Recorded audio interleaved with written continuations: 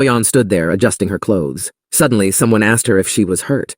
The girl finally looked up to look at the person. It was a military man. He looked at the girl with sympathy. So-yeon said she was fine.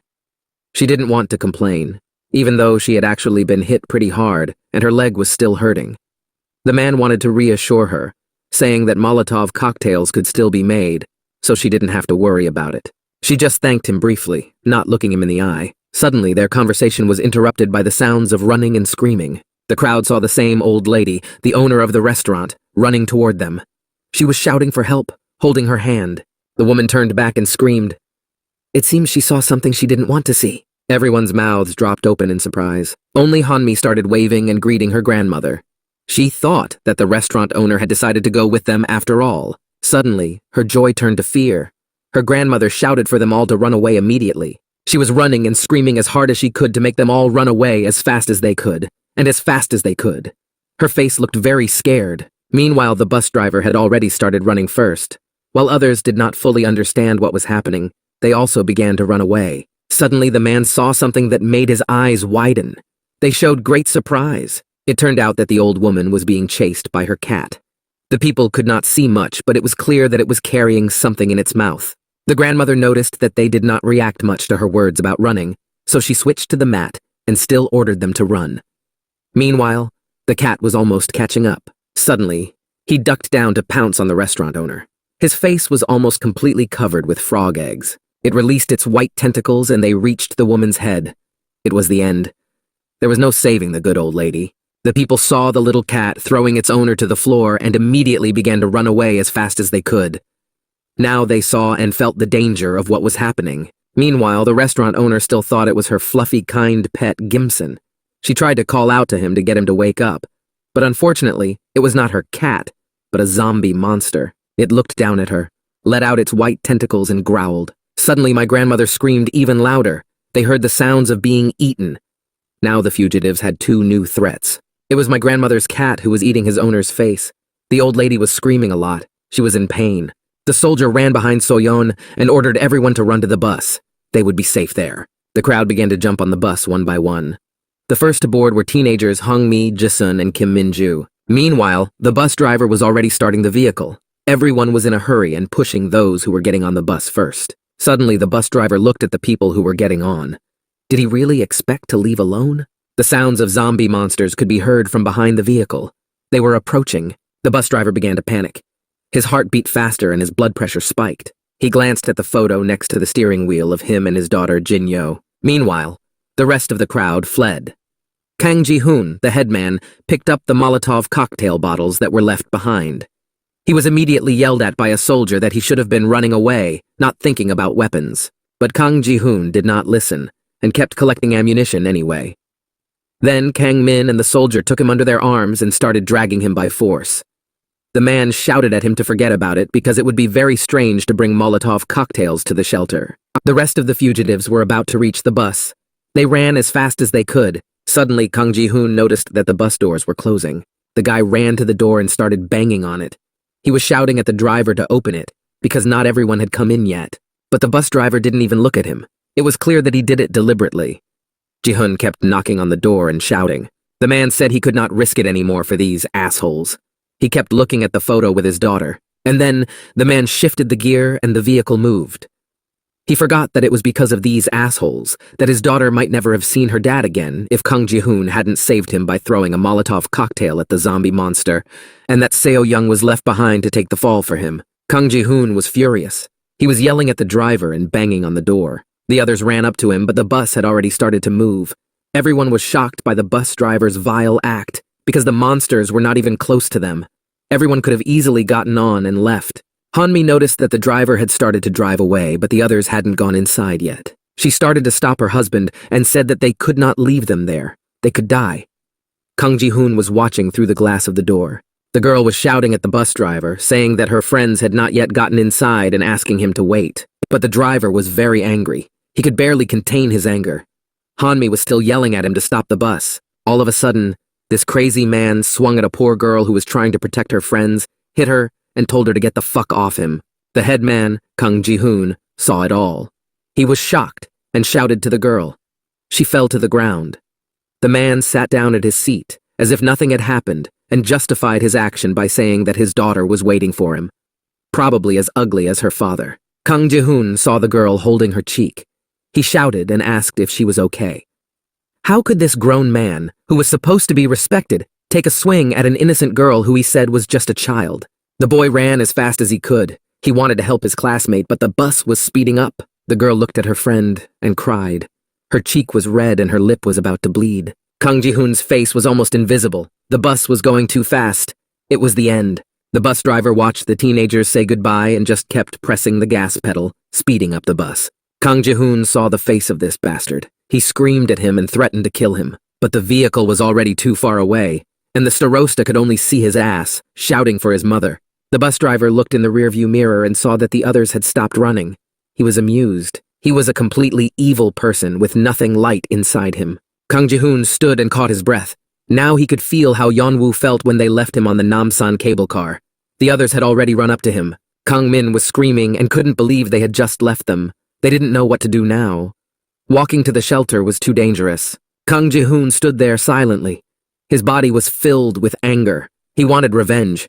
If it weren't for the teenagers, this worthless bus driver would never have made it to the shelter and his vehicle. He stood up and shouted at the top of his lungs how much he hated this man and his entire family. Suddenly, a cat began to approach the group, which was loudly discussing something. The cat screamed, so So-yeon and Kang Min heard it and came back. Immediately after them, the others came back, because there was more growling, because there were more cats.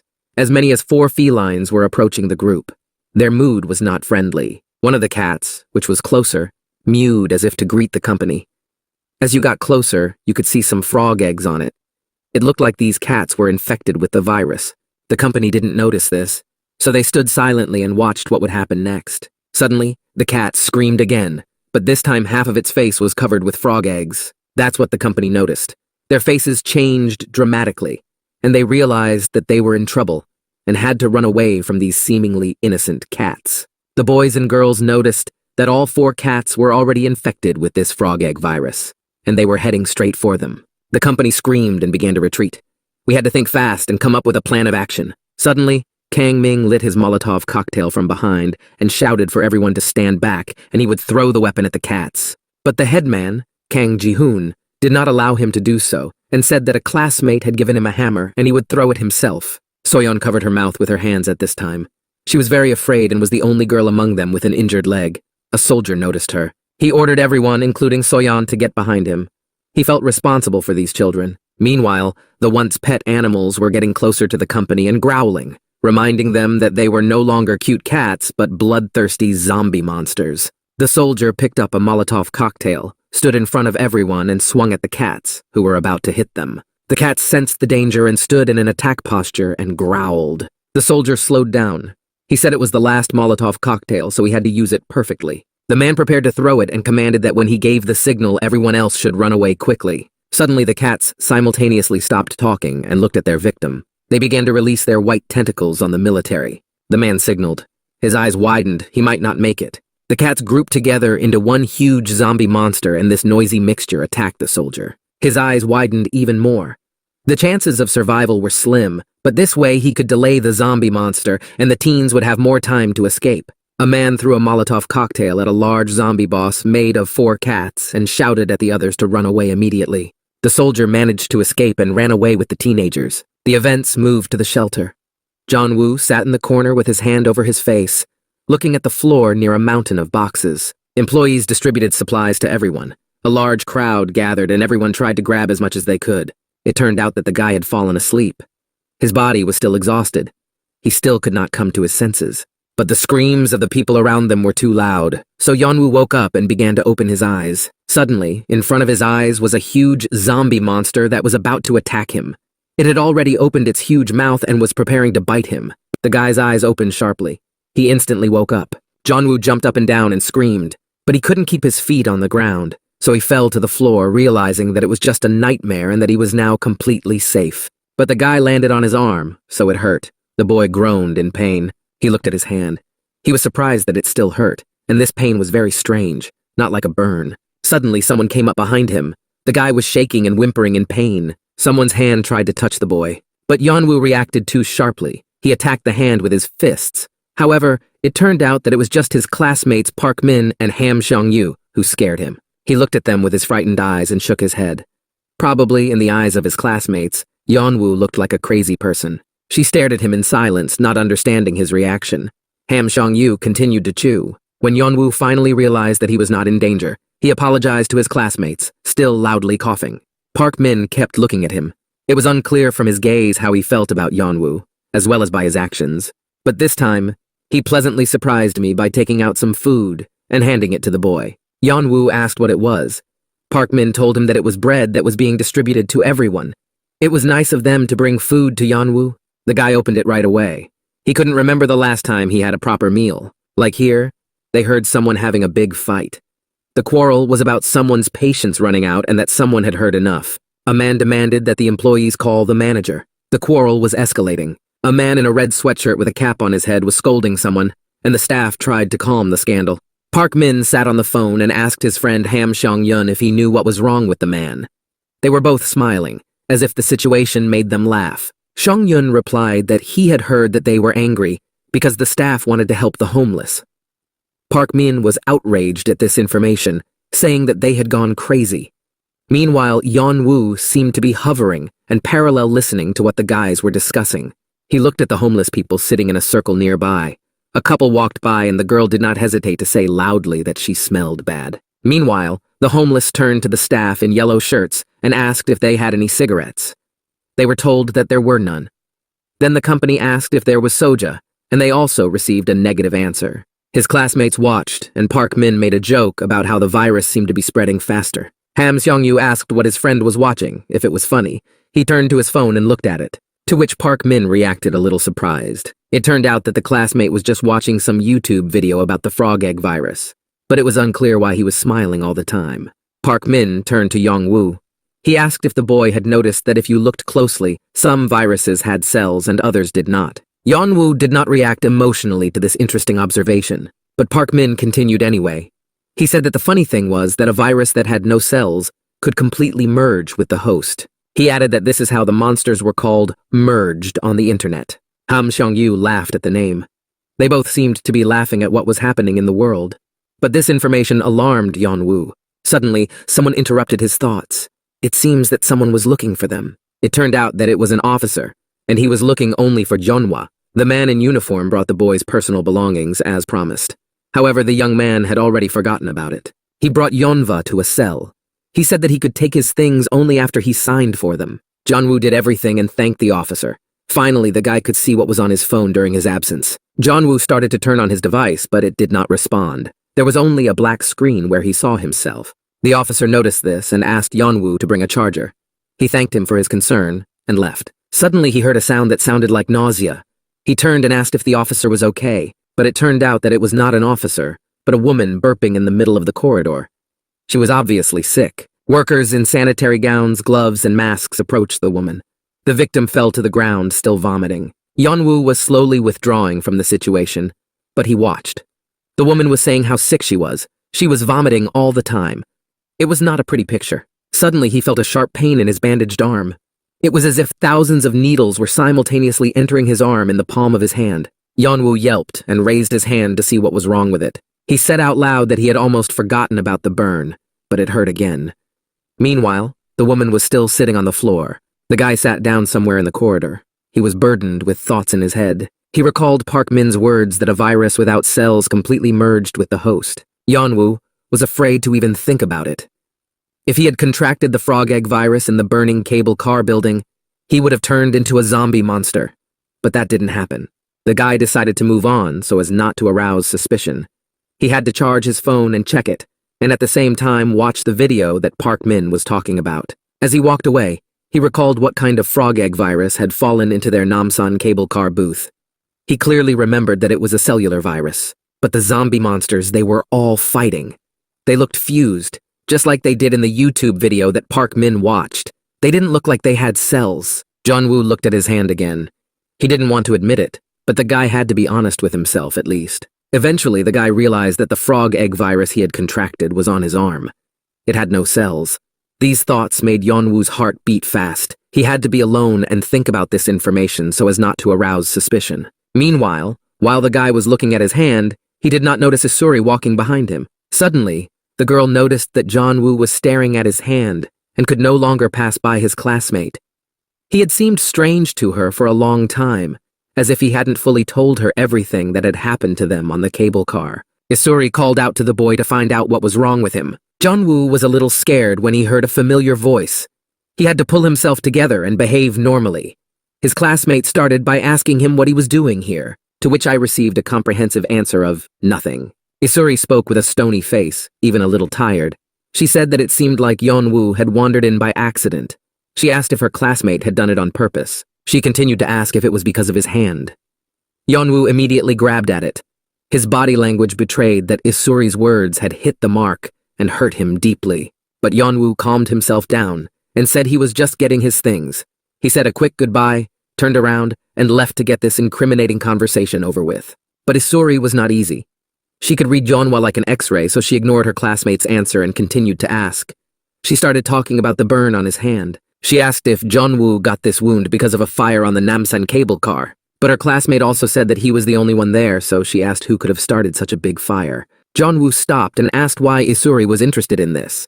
He did not want to answer these questions from his classmate, so he changed the subject as best he could. Her face was still stony. She asked if she was not allowed to ask about it. Her classmate's answer gave away the boy, so Isuri realized that he had started the fire, but he didn't want to admit it. Yeon-woo started shouting. It was clear that the guy was very nervous.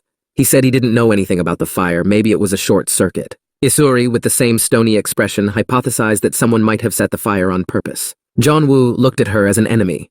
He did not know what to expect from his classmate and what she wanted to do with this information. But surprisingly, she said she would have done the same to survive and save her life. But this did not calm Jonah down. He turned around and yelled at Isuri. He was angry at the girl's indifference.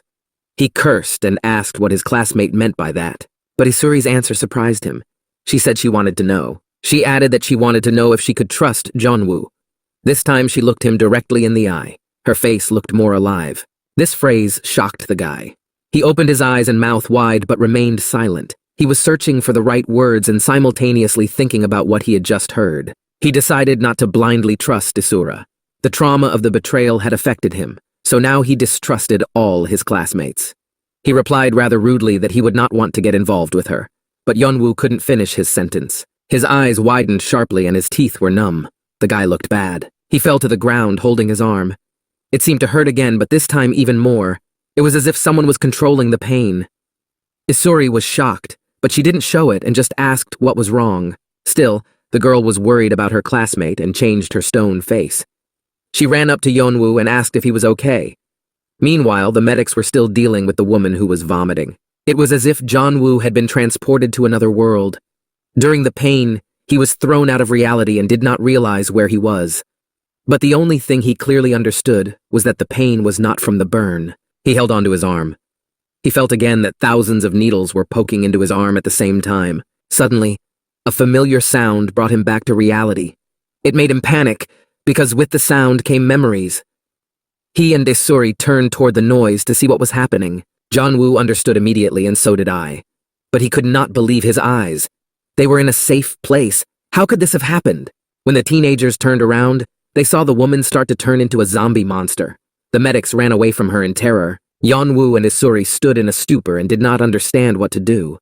The boy thought he would never encounter those ugly zombie monsters again. Please support the channel, like and subscribe for new episode. Meanwhile, someone was watching the news again. They were talking about how the people of Seoul were no longer using taps. Suddenly, a man wearing glasses and a mask started swearing at everyone. It turned out that it was a live broadcast. As it turned out, it was Park Min. He was watching this humorous news and laughing at what was happening. Ham Seong-yu was also on his phone. The announcer in the video swore that he was absolutely serious. It was not clear whether he was joking or not. He continued to swear and call everyone fools who watched the news on TV. He urged everyone to listen to his channel instead of the news. Suddenly, the mockery of this fake news was interrupted by a sharp, loud sound. The classmates turned to the sound of the noise. The two boys saw the medics running out of another part of the shelter one by one and shouting for everyone to run away. However, Park Min and Ham Seong-yu just watched in silence and did not understand what was happening. Meanwhile, Isura and Yeon-woo were in real danger. A new zombie monster had just turned into a zombie near them, and all the employees had fled. They had to do something immediately.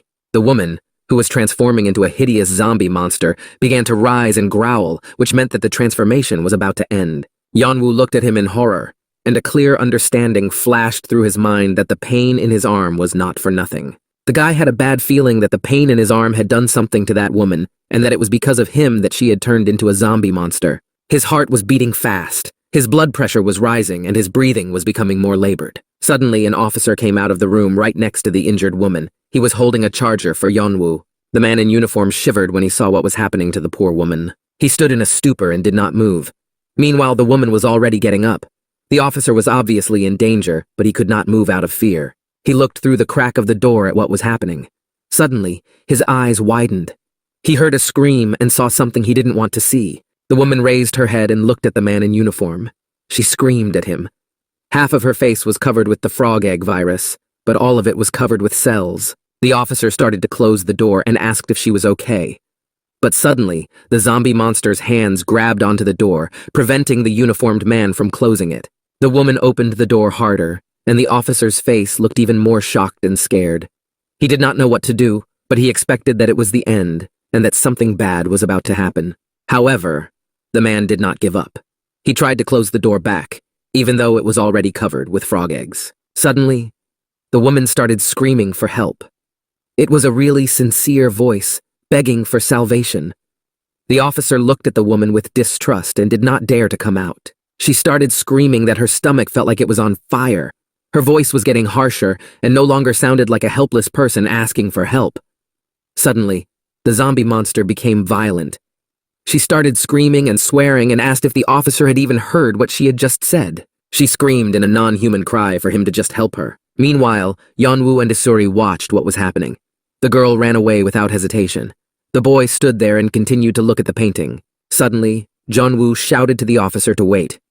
Isuri heard this and stopped. She thought that her classmate would also run. But Yeon-woo ran away in the other direction and shouted to the officer that he would come running to him. But Isuri called out to her classmate.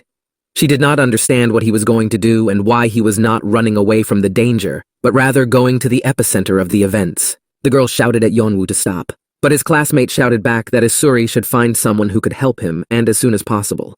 The boy sincerely felt that it was all his fault, and he could not just leave his officer friend behind. He told his classmate Isura that they had to help him immediately, but the girl did not understand her classmate's heroism.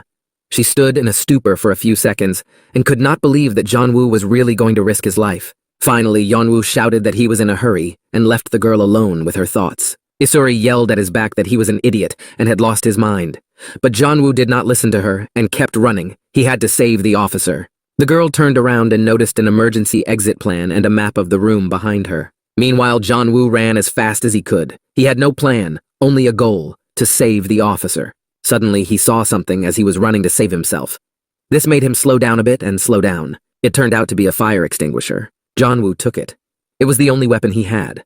Perhaps it was completely illogical to use a fire extinguisher as a weapon, but he felt safer with it. In my head, I was thinking that the guy was too reckless, but he couldn't help himself, so he just ran at the zombie monster with that fire extinguisher. At the very least, it was supposed to take his attention away from the officer. He watched the zombie monster about to touch the officer. If that happened, there would be no one left to save. Suddenly, Yeon-woo was again detached from reality. His hand holding the fire extinguisher suddenly hurt again. It was as if it sensed its owner approaching a zombie monster. It was as if the woman who was turning into a hideous monster also suddenly felt Yeon-woo. She turned back to the boy and distracted herself from her victim. Yeon-woo ran to her and stopped, loudly recoiling. He told her to calm down and breathe deeply. The monster just looked at him in shock. Yeon-woo continued to reassure the woman. He said that the man at the door was not a doctor. He added that he would bring medical workers to her to help her, so she could calm down. But the woman was shocked by the guy's speech. She was outraged that he told her to calm down. How could she be calm when her stomach was literally burning from the inside? The zombie monster started calling Yeon-woo a little shit.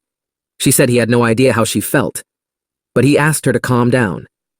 It seems that the guy's words did not calm her down, but rather made her very angry. Yeon-woo was clearly not expecting to hear that. The woman asked if the boy were in her place. Could he be calm then? It seemed that the zombie monster's patience was about to run out. Suddenly, a crazy woman attacked the guy screaming. Jeon-woo was shocked by this behavior. It turned out that the zombie monster could not be calmed by words. He reacted quickly. It was clear that the guy had almost no fear.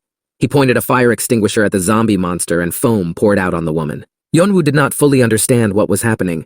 He stared at the zombie monster and screamed, pressing harder on the fire extinguisher handle.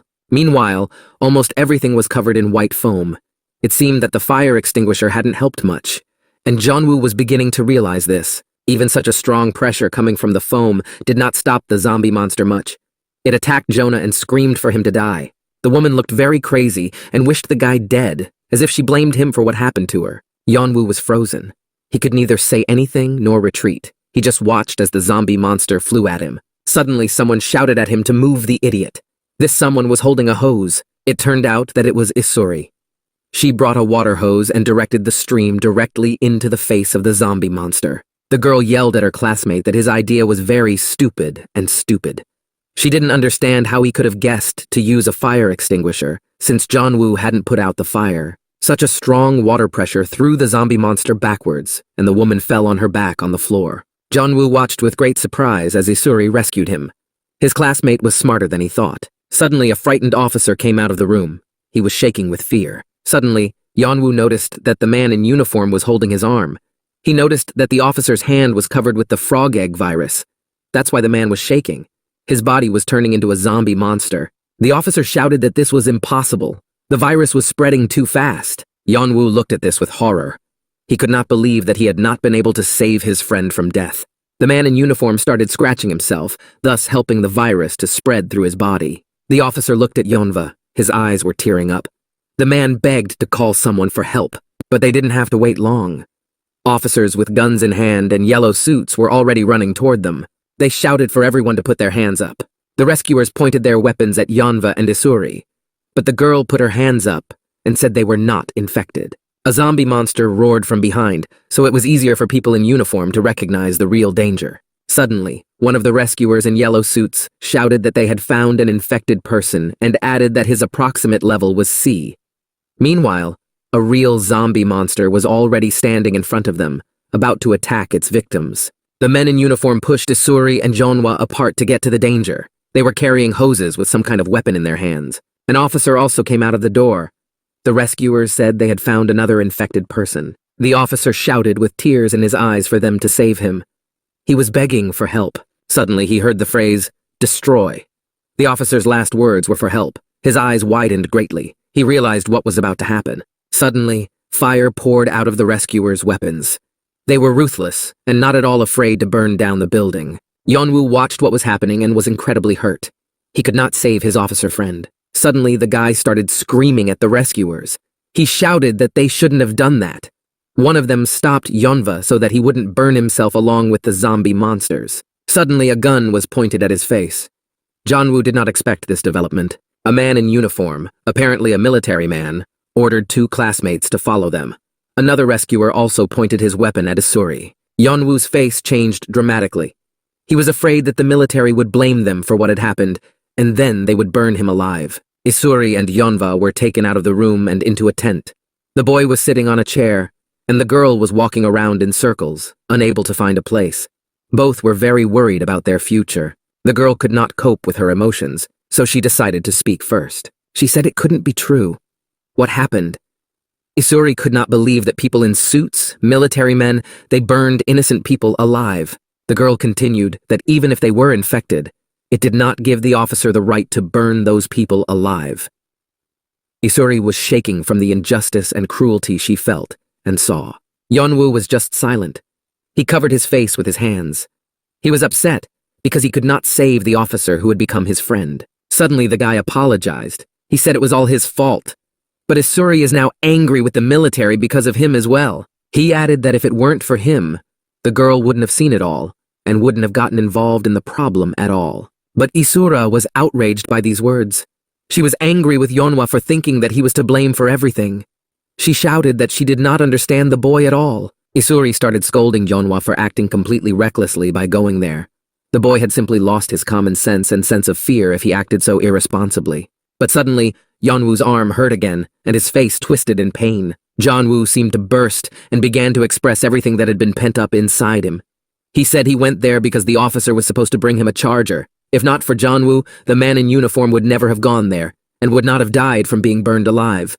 That is why the young man felt that he had to save him. But Isuri replied briefly that everything Yeon-woo said was nonsense, but the boy added that he was very grateful to his classmate. The girl even turned around in surprise. She did not expect such gratitude. Yeon-woo continued that he himself did not expect Isuri to come back and save the boy. He raised his head and looked his classmate straight in the eye and thanked her again very sincerely. It hurt him so much that no one had ever thanked him for saving him on the Namsan cable car, so he knew how important it was to tell others. Isuri seemed to be trying to say something.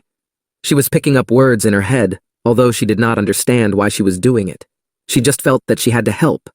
That's all. Suddenly, people in white suits entered the tent.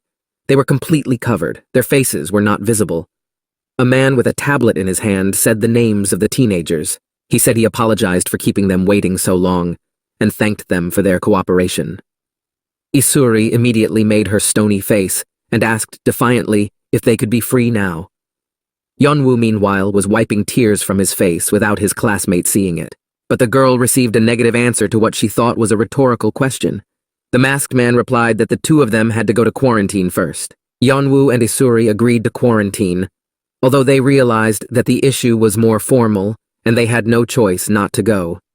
The workers in white suits said that the teenagers could leave with their belongings. A man with a tablet kept writing something down on a piece of paper. Isuri jokingly told Yeon-woo not to come close to her and moved away from her classmate. The boy put on his shoulder bag and thus showed the workers his bandaged arm. One of the workers noticed this and called out to Yeon-woo. He said to him behind his back that he just wanted to thank the guy because he was really good at his job. But for some reason, Yeon-woo did not stop. In fact, he wanted to get away from them as soon as possible.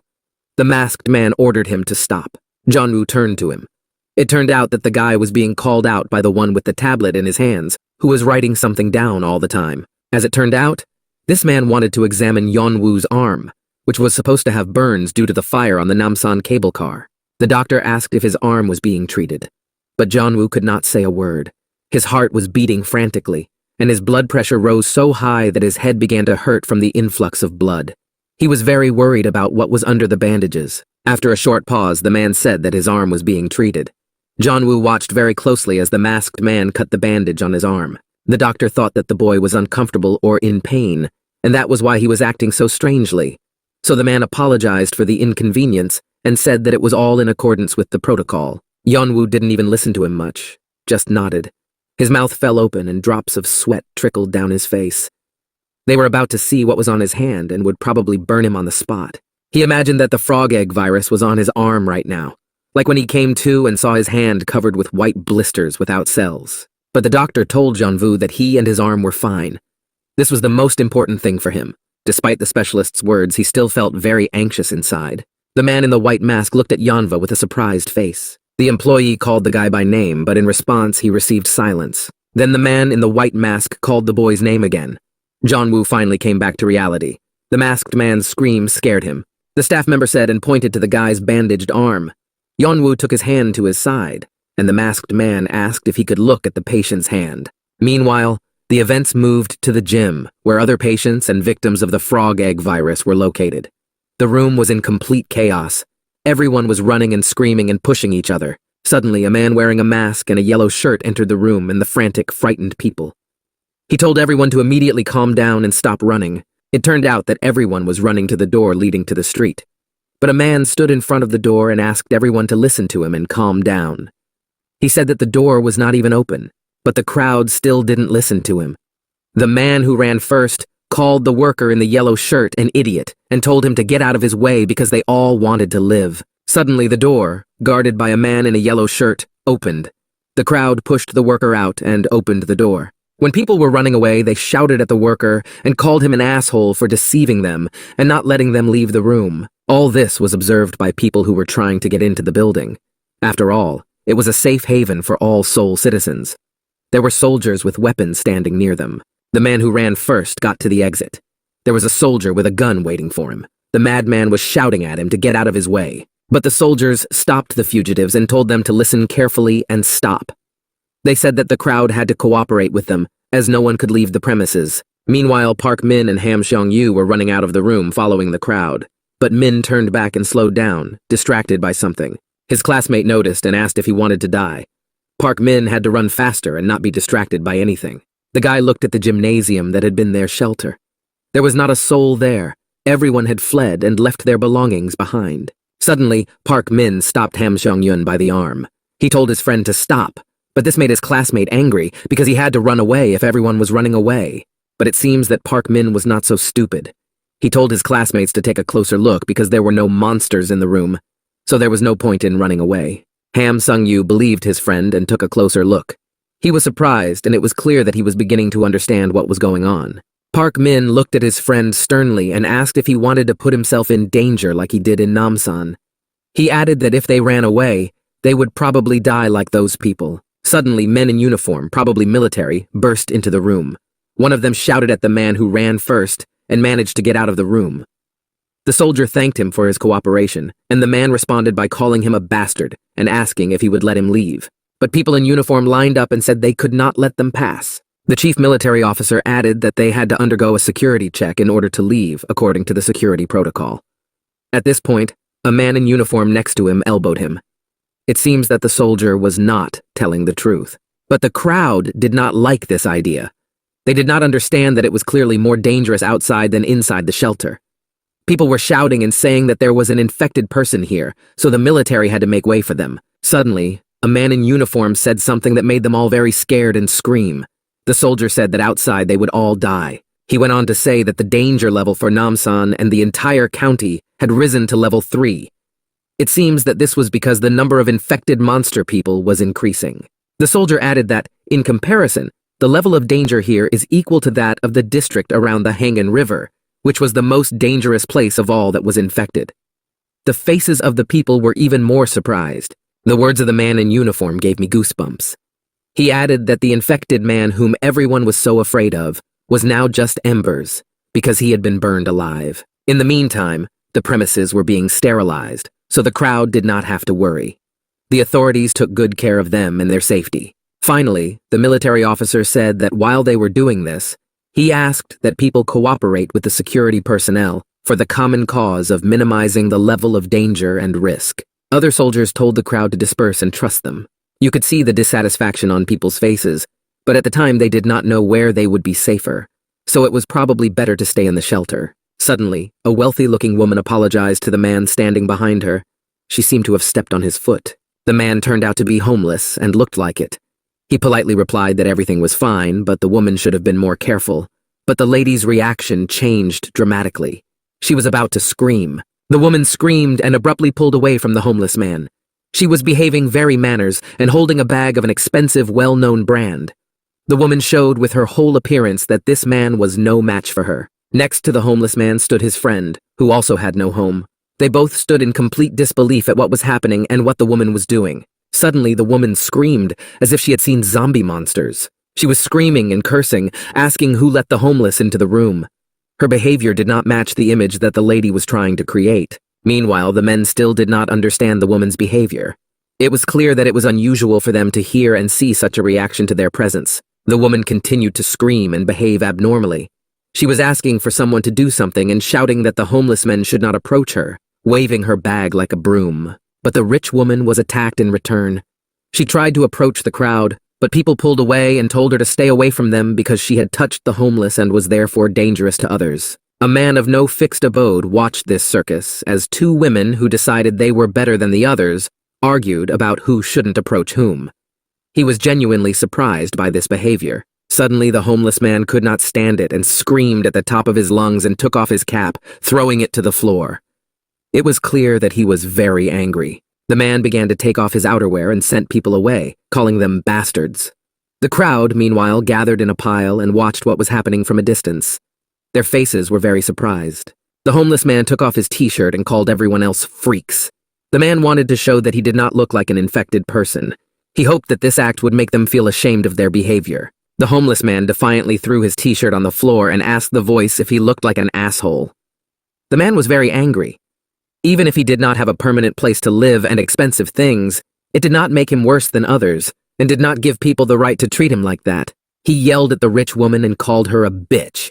She was screaming and covering her face with her hand, obviously afraid that the homeless man might hit her or do something like that. But the man was shouting at the woman and asking everyone to take off their clothes to prove that there were no infected people here. He ordered the lady to take off her clothes. Meanwhile, the woman tried to run away from the angry homeless man. Then the military joined the fight. The woman pretended to be a victim and threw herself behind the workers, shouting that the man was crazy. The homeless man wanted to get to the woman and asked if she wanted him to get completely naked. The soldier tried to calm the man down, but the homeless man lost his mind. He was very offended by the fact that they were looking down on him. So the soldiers had to twist him up and take him away to calm him down. Meanwhile, the man was shouting to be let in and calling the others animals. Meanwhile, Park Min and Ham Song-yu passed by and demonstratively covered their noses. Suddenly, Park Min looked off to the side. Something caught his attention. While the homeless man was shouting to be released, Yeon-woo and Isuri entered the room, accompanied by other soldiers with machine guns. My classmates didn't notice the chaos going on around them. They walked with their heads down. Suddenly, Yeon-woo heard someone calling his name. His mind was elsewhere, so he was surprised to hear his name. He looked up at the shout and saw Park Min waving and smiling at him. He was asking where Yeon-woo was, but the boy didn't want to answer, let alone meet Park Min.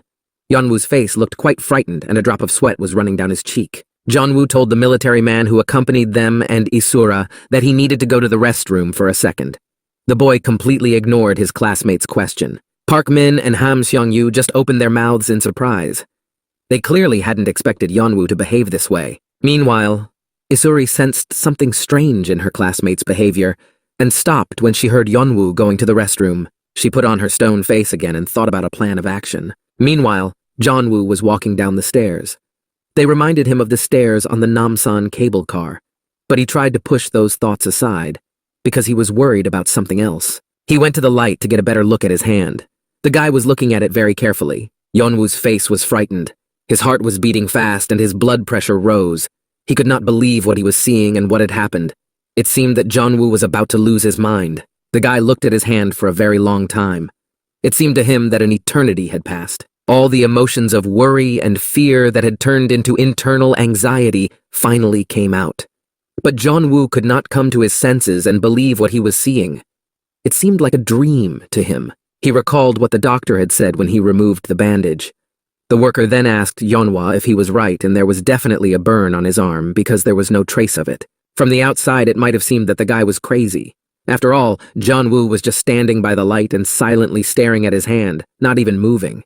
He should have been more careful not to let anyone notice. There was only one question in the young man's mind. How did this happen? He clearly remembered and felt a severe burn on his hand. Even though Jeon-woo was not good at biology, he knew for sure that the burn could not have healed so quickly and without a trace.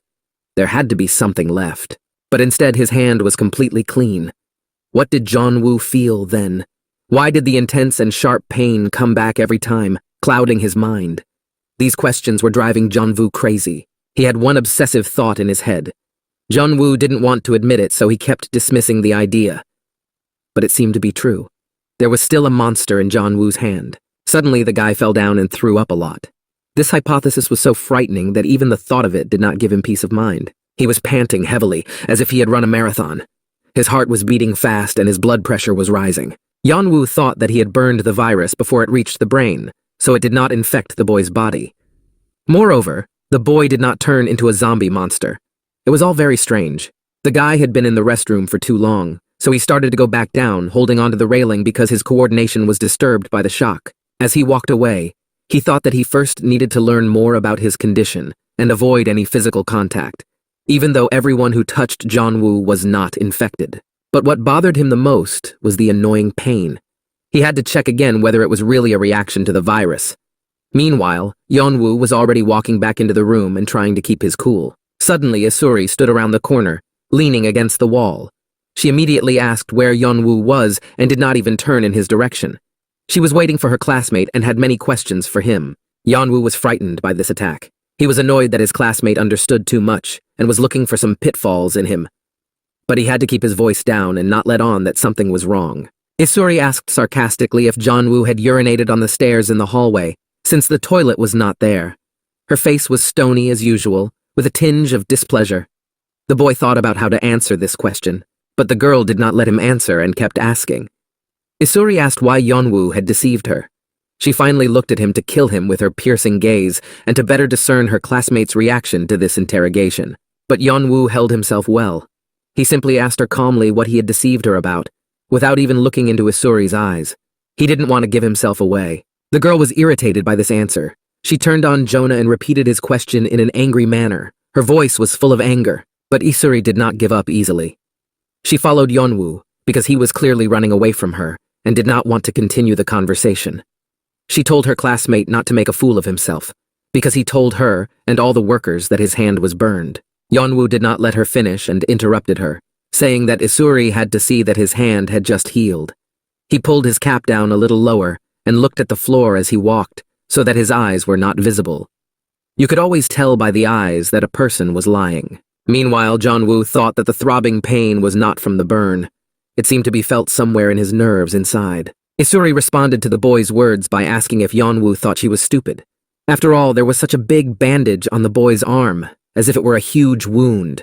It could not have healed so quickly. Meanwhile, the teenagers approached the angry crowd. They could hear people indignant at having to share a room with a monster. Meanwhile, Jeon-woo told Isura that he had no reason to deceive her, although he knew inside that there was no reason to trust him. The girl picked up on this idea and asked him why he lied if there was no reason to do so. Suddenly, the guy felt the pain go away. This meant that there were no infected inside, but he was not sure.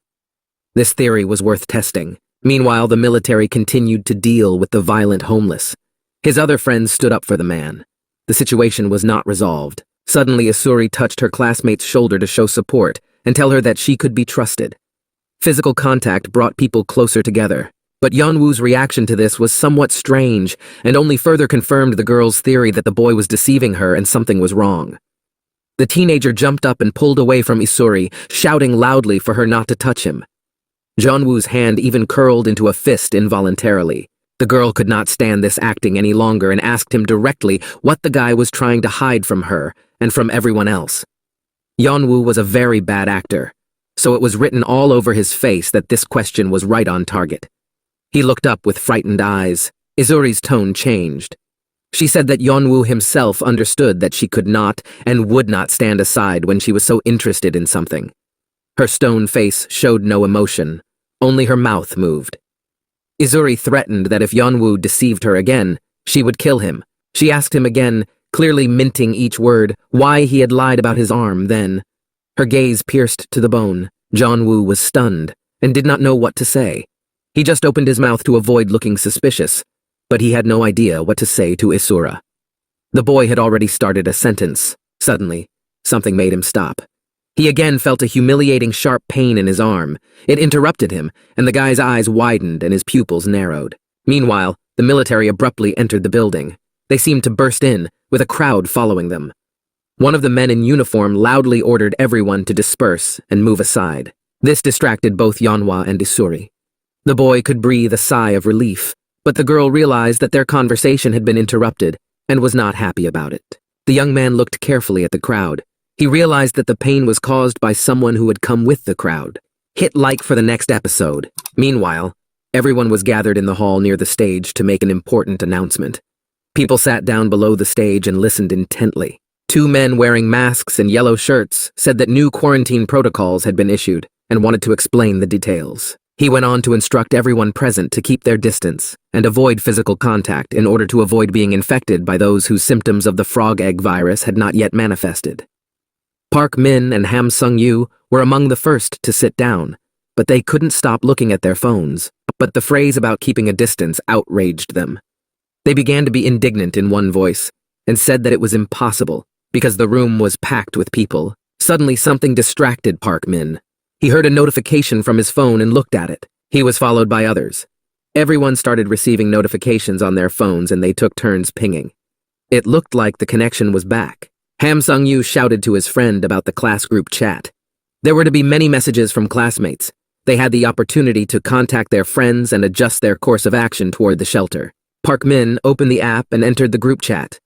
There were quite a few unread messages, and all of them were negative. Someone said that they were all going to die, and another student asked about not being able to find anyone and called him. Someone also sent a rather scary video.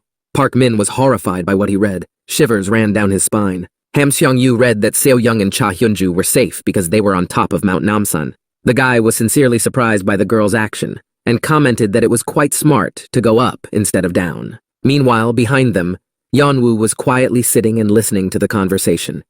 Ham Seong-yu was talking about his classmate, Tae-in. It seemed that he had also been infected. This information saddened and angered Seong-yu at the same time. He went on to comment on his death. Tae-in was a good guy, even though he had a lot of dandruff in his hair. Meanwhile, Jeon-woo's ears perked up. He couldn't miss any information about So-yeon and wanted to make sure she was okay and safe, but other thoughts also weighed on his mind. He could not forget that most likely someone among them was infected. His arm hurt for a reason.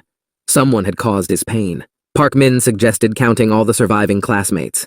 He wrote in a group chat to ask everyone to send in their location. But some of them didn't have cell phones. Suddenly, someone in the crowd wearing a blue t-shirt stood up and shouted at the workers in yellow shirts that the quarantine was useless. He said that someone was infected and they could not be calm in such conditions. He was supported by another man in a hoodie. He stood up and shouted that there were children here as well. He went on to threaten that if the workers did not take them to a safe place, the crowd would complain about them. But the man in the yellow shirt wasn't afraid. He said in a calm tone that he apologized for all the staff for the temporary inconvenience caused. He went on to say that the quarantine zone was already investigating the accident, so the audience had nothing to worry about. They were safe, as far as the situation allowed. The man in uniform continued that, based on an epidemiological study, an infected rat had entered the room. These words caught Jeon-woo's attention. He perked up his ears and listened intently. Meanwhile, his classmates were still on their phones. Yeon-woo ran the word rat over and over in his head. He found it quite strange and could not believe what he was hearing. Meanwhile, the worker continued to calm the crowd and said that the cause had already been identified, so they would try to make everything safer. Suddenly, Yeon-woo poked Isuri, who was sitting in front of him. The boy was very scared and asked if his classmate had heard what the man in the yellow shirt had said. He was panicking, you could hear it in his voice. Yeon-woo said that there were no rats in the corridor at the time. He asked if Isuri had noticed anything, but the girl behaved calmly, did not even turn to her classmate, and said that they would never say that they let an infected person into the shelter, so they made up another reason. But Yeon-woo panicked further. He asked if Isuri had also seen a person who had absolutely no contact with the virus suddenly turn into a zombie monster. Jeon-woo continued, his eyes wide. He hypothesized that perhaps some people did not convert immediately. It was something like an incubation period. Isuri had not yet returned to her classmate. She asked him calmly if he wanted to tell everyone present about it. There was a touch of irony in her words and voice. It seemed that she did not take Jeon-woo's experience as something significant. She went on to say that there was no point in doing so, because the workers would dismiss it as something that was ridiculous. She added that a dumb guy like Jeon-woo would say something like that. These words really hurt my classmate. His expression changed dramatically. He had trusted Isura in vain. Yeon-woo turned away from the girl and said there was no point in explaining anything to her, adding that he shouldn't have spoken to Isuri at all. She had just lost his trust. She was beginning to realize that she should have been more careful what she said. The situation had to be rectified if she wanted Jeon-woo to tell her about his hand. Suddenly she called out to a classmate. Her voice sounded more friendly. Jeon-woo turned toward the sound. Suddenly Isuri stood up and looked at Yeon-woo menacingly. The boy did not know what to expect from his classmate. Then the girl threw her charger to Jeon-woo. She briefly and exhaustively told him to take it. It scared him a little, and surprised him at the same time. He could not have expected this from his classmate, Isuri. The guy looked up at the girl and asked if she would lend him her charger. His expression was quite surprised. He still did not understand what was happening. Suddenly, Yeon-woo thanked Isura for the charger, but the girl gave him her middle finger and turned around and left in silence.